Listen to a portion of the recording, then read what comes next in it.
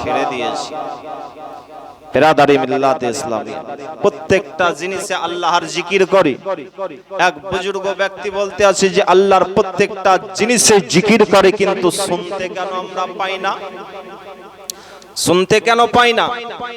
Brother, ওই ব্যক্তিকে আপনার পেশাব লেগে গেছে, ওই ব্যক্তি পেশাব করার জন্য বদনাতে পানি নিয়ে পেশাব গানায় যাবে, বদনাতে হাত দিয়েছে, তো বদনা থেকে যেন আল্লাহর জিকির শুনতে পাওয়া যাচ্ছে। জোরে বলুন আল্লাহ আল্লাহ বলে যেন জিকির করতে আসে। ওই ব্যক্তি আর বদনাটা নিল না, জমিন থেকে মাটি উঠাতে আরম্ভ করলো, মাটিতে হাত দিয়েছে, তো আল্লাহ আল্লাহ বলে জিকির করতে আসে। জোরে বলুন আল্লাহর জিকির শুনতে পাওয়া যাচ্ছে। বেরাদার, ওই বুজুর্গ ব্যক্তি যেই জিনিসটাই নিতে চাই, প্রত্যেকটা জিনিসেই যেন আল্লাহর জিকির করতে আসে। বেরাদার, সে চিন্তায় পড়ে গেছে, আমি কোন জিনিসটা নিয়ে যাব? আল্লাহ বলতে আসেন, এ আমার বান্দা, তুমি বলতেছিলে যে আমরা আল্লাহর জিকির শুনতে কেন পাই না। এ বান্দা শোনো, যদি আজকে তোমরা প্রত্যেকটা জিনিসের জিকির শুনতে পেতে, তাহলে তোমাদের কারোবার বন্ধ হয়ে যেত, কারোবার বিজনেস বন্ধ হয়ে যেত। আজকে যদি আমরা এই জায়গায় আল্লাহর জিকিরের আওয়াজ শুনতে পেতাম, তাহলে এই জায়গায় আমরা বসতাম না। বিরাদারি মিল্লাতে ইসলামিয়া, আল্লাহর প্রত্যেকটা জিনিসে জিকির করে, প্রশংসা করে, তারিফ করে। আমরা মানব জাতি আল্লাহর জিকির করছি না, আল্লাহর প্রশংসা করছি না। বিরাদার বাবজি ভাইরা, আল্লাহর জিকির করুন, আল্লাহর প্রশংসা করুন। বিরাদার, আজকে আমরা গুনাহ করছি, গুনাহ থেকে আমরা আজকে তওবা করছি না। আল্লাহর নবীর দরবারে একজন আরবি দেহাতি সাহাবী, আল্লাহর নবীর দরবারে একজন আরবি দেহাতি সাহাবী এসে হাজির, বলেন, ইয়া রাসূলুল্লাহ, ইয়া হাবিবাল্লাহ, নবী গো, আমি অনেক গুনাহ করে ফেলেছি। ইয়া রাসূলুল্লাহ, ইয়া হাবিবাল্লাহ, নবী গো, আমার জীবনে অনেক গুনাহ হয়ে গেছে। নবী আমার বলতে আছেন, আমার সাহাবী, তুমি কে আসমানের তারকার থেকেও বেশি গুনাহ করে ফেলেছো?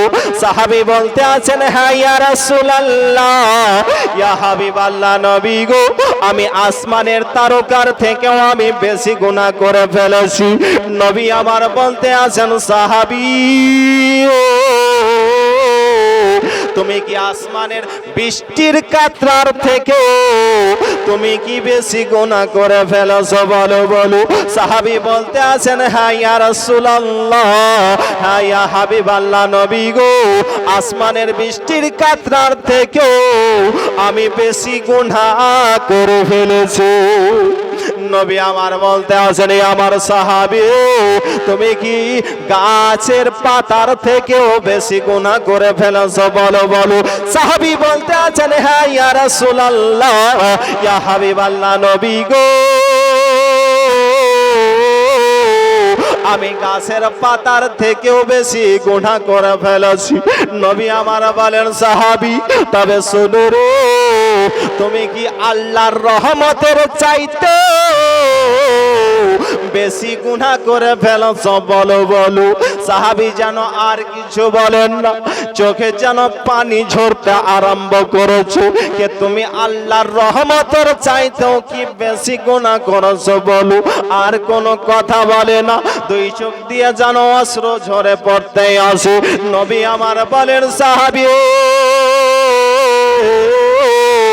তুমি পড়ো লা ইলাহা ইল্লাল্লাহু মুহাম্মাদুর রাসূলুল্লাহ, আল্লাহ তোমার সমস্ত গুনাহ খাতাকে আল্লাহ তোমার মাফ করে দেবে। আল্লাহ তোমার গুনাহ খাতাকে মাফ করে দেবে। পড়ো লা ইলাহা ইল্লাল্লাহু মুহাম্মাদুর রাসূলুল্লাহ। যদি লা ইলাহা ইল্লাল্লাহু মুহাম্মাদুর রাসূলুল্লাহ সাল্লাল্লাহু তাআলা আলাইহি ওয়াসাল্লাম যদি কলমা পড়ে নাও, তোমার জীবনের গুনাহ আল্লাহ মাফ করে দেবে। বিরাদার, বাবজি ভাইরা, মা ও বোনেরা, গুনাহ থেকে বেশি বেশি করে তওবা করুন এবং কলমা, পয়লা কলমা তাইয়্যিব লা ইলাহা ইল্লাল্লাহু মুহাম্মাদুর রাসূলুল্লাহ পাঠ করার চেষ্টা করুন। নবী পাক সাল্লাল্লাহু তাআলা আলাইহি ওয়াসাল্লাম বলেন, কোন ব্যক্তি যদি নবীর উপরে দরুদ শরীফ পাঠ করে, নবীর উপরে যদি দরুদ শরীফ পাঠ করে, তাহলে 10টা নেকি পাওয়া যায়, 10টা গুনাহ maaf করে দেওয়া হয়, 10টা দরজা বুলন্দ হয়ে যায়। জোরে বলুন সুবহানাল্লাহ।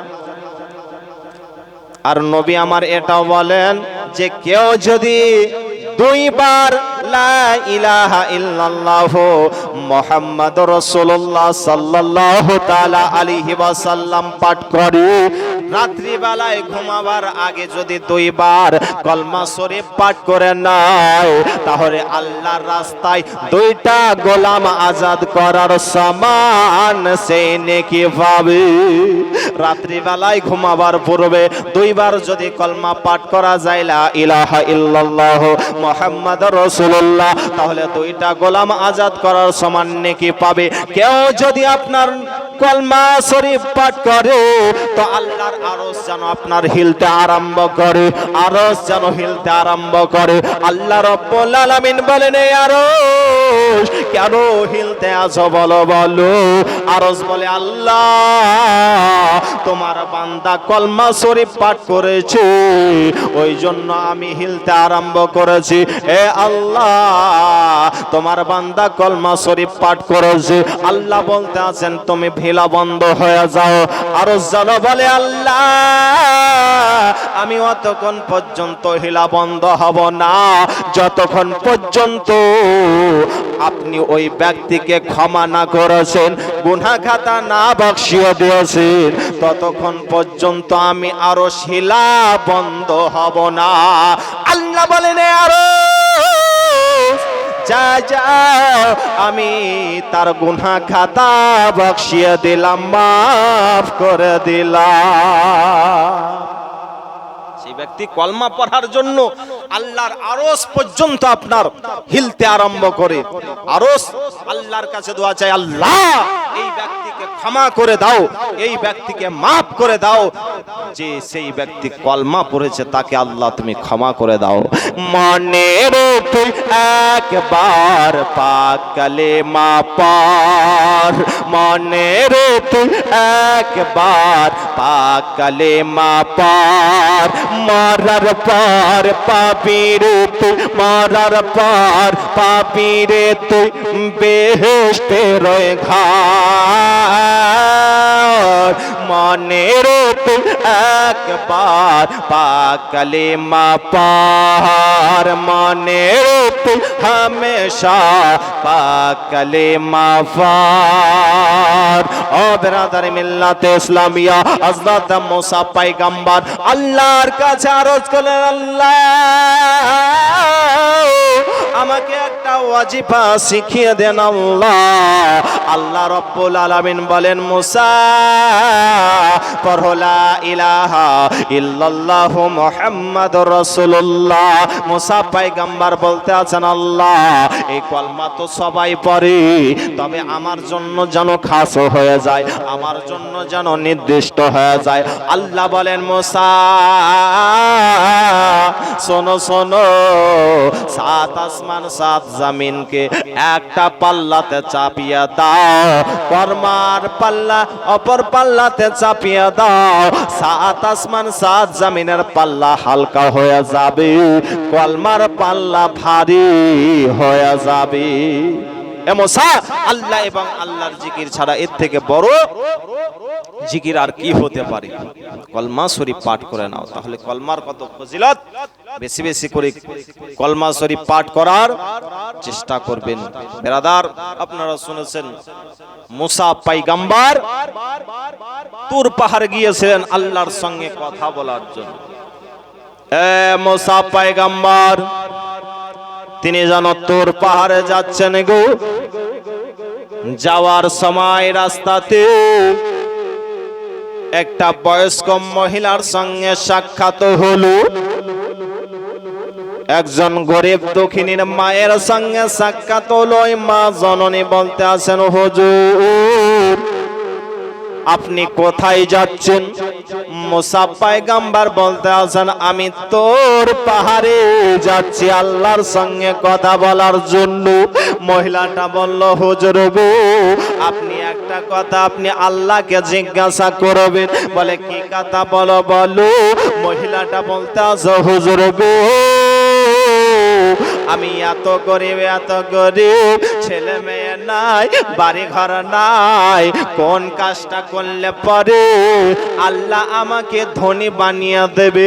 কোন কাজটা করলে পরে আল্লাহ আমাকে বড়লোক বানাবে? এই কথাটা আপনি একবার আল্লাহকে জিজ্ঞাসা করবে।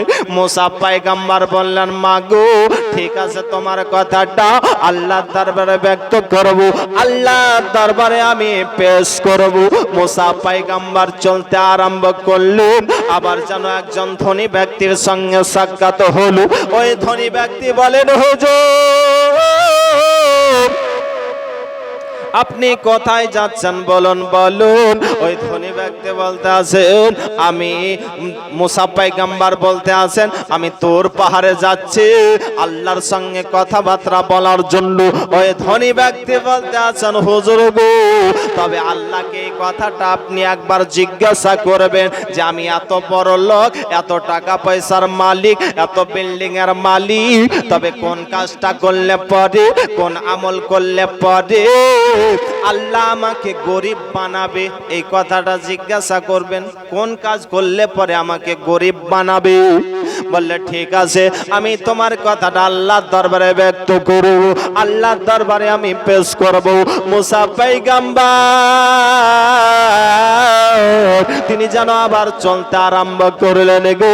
যেতে যেতে একজন প্রতিবন্ধীর সঙ্গে সাক্ষাৎ হলো, যার হাত নাই পা নাই চলতে ফেরতে পারে না, তার সঙ্গে সাক্ষাৎ হলো। ওই প্রতিবন্ধী বলে হুজুর আপনি কোথায় যাচ্ছেন? মুসা পয়গম্বর বলে আমি তোর পাহাড়ে যাচ্ছি আল্লাহর সঙ্গে সাক্ষাৎ করার জন্য, আল্লাহর সঙ্গে কথাবার্তা বলার জন্য। ওই প্রতিবন্ধী বলে হুজুর আপনি এই কথাটা একবার জিজ্ঞাসা করবেন, আমার হাত নাই পা নাই জমিনে চলাফেরা করতে পারি না, তবে আমাকে এই দুনিয়াতে কিসের জন্য পাঠিয়েছে আপনি এই কথাটা জিজ্ঞাসা করবেন। মুসা পয়গম্বর আপনার চলতে আরম্ভ করলেন। বলে ঠিক আছে তোমার কথাটাও আল্লাহর দরবারে পেশ করব। মুসা পয়গম্বর তোর পাহাড়ে চলে গেলেন গো। তোর পাহাড়ে যাওয়ার পরে আল্লাহর সঙ্গে কথোপকথন হলো। যখন চলে আসবেন গো ওই সময়তে এই তিনটি প্রশ্ন যেন আল্লাহকে করতে আসেন।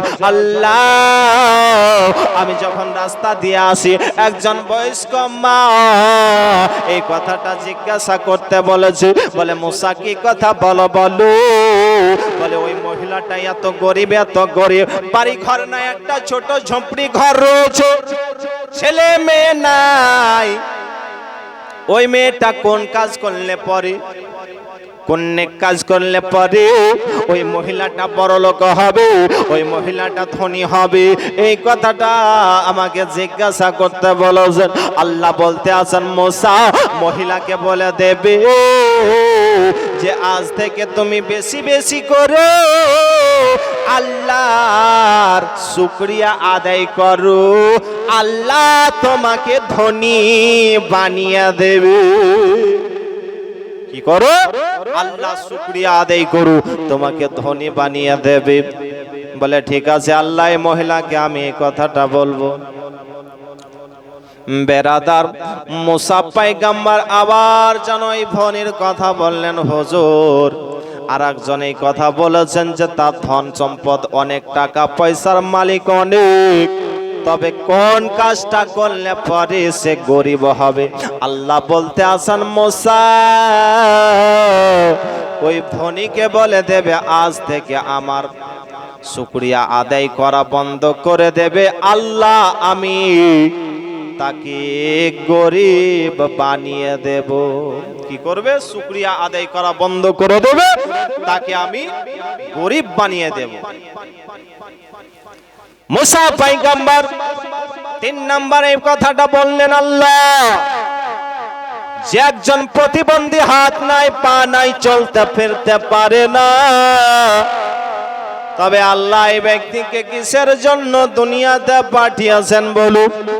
আল্লাহ বলতে আছেন, মুসা আমি ওই ব্যক্তিকে এই জন্য দুনিয়াতে পাঠিয়েছি যে জাহান্নামের মধ্যে সুরাক রয়েছে, জাহান্নামের মধ্যে গর্ত রয়েছে, ওই গর্তগুলাকে বন্ধ করার জন্য আমি তাকে দুনিয়াতে পাঠিয়েছি। মুসা পয়গম্বর বলেন, আল্লাহ এই কথা যদি প্রতিবন্ধীকে আমি বলি তাহলে তো সে পাগল হয়ে যাবে, দিবানা হয়ে যাবে। আল্লাহ বলতে আছেন, যাও মুসা তাদেরকে খবরটা দিয়ে দাও। ব্রাদারি মিল্লাতে ইসলামিয়া, মুসা পয়গম্বর তোর পাহাড় থেকে চলে আসলেন গো। সর্বপ্রথম আপনার ওই মহিলাটার কাছে এসে হাজির হলেন। মহিলার কাছে আসার পরে মহিলাটা জিজ্ঞাসা করতে আছেন, হুজুর গো আপনি কি কথাটা জিজ্ঞাসা করেছিলেন? বলে হ্যাঁ জিজ্ঞাসা করেছি। বলে কি বলো? মুসা পয়গম্বর বলেন, আল্লাহ বলেছেন আজ থেকে তুমি আল্লাহর শুকরিয়া আদায় করো, বেশি বেশি করে আল্লাহর শুকরিয়া আদায় করো, আল্লাহ তোমাকে ধনী বানিয়ে দেবে। জোরে বলুন, ধনী বানিয়ে দেবে। আল্লাহর বেশি বেশি করে শুকরিয়া আদায় করো, আল্লাহ। এখন বক্তব্য দেব না, দুধ চা খাবো? মহিলাকে বললেন, মাগো যে আপনি আল্লাহর শুকরিয়া বেশি বেশি করে আদায় করুন, আল্লাহ তোমাকে ধনী বানিয়ে দেবে। জোরে বলুন সুবহানাল্লাহ। মহিলাটা বলতে আছেন, হুজুর গো আমার বাড়ি ঘর নাই, আমার ছেলে মেয়ে নাই, আমি কি করতে শুকরিয়া আদায় করব? যেমন এই কথা বলা, মহিলাটার ঝোপড়ি ঘর ছিল, সঙ্গে সঙ্গে ঝড় এসে তুফান এসে ওই ঝোপড়ি ঘরটাকে উড়িয়ে নিয়ে চলে গেল। ব্রাদার মিল্লাতে ইসলামিয়া, তখন মহিলাটা বলতে আছে আলহামদুলিল্লাহ আলহামদুলিল্লাহ বলে শুকরিয়া আদায় করতে আছে। আল্লাহ বলতে আছে যে আমার বান্দি যখন শুকরিয়া আদায় করেছে, এ ফারেশতারা যাও যাও বাঁশ কাঠ দিয়ে মহিলাটার ঝোপড়িটা তাড়াতাড়ি করে সুন্দরভাবে তৈরি করে দাও, তাড়াতাড়ি সুন্দরভাবে তৈরি করে দাও। ব্রাদার আল্লাহর বেশি বেশি করে শুকরিয়া আদায় করবেন, আল্লাহ আপনাকে ধনী বানিয়ে দেবেন। বেরাদার মুসা পয়গম্বর ওই ধনীর কাছে আসলেন গো।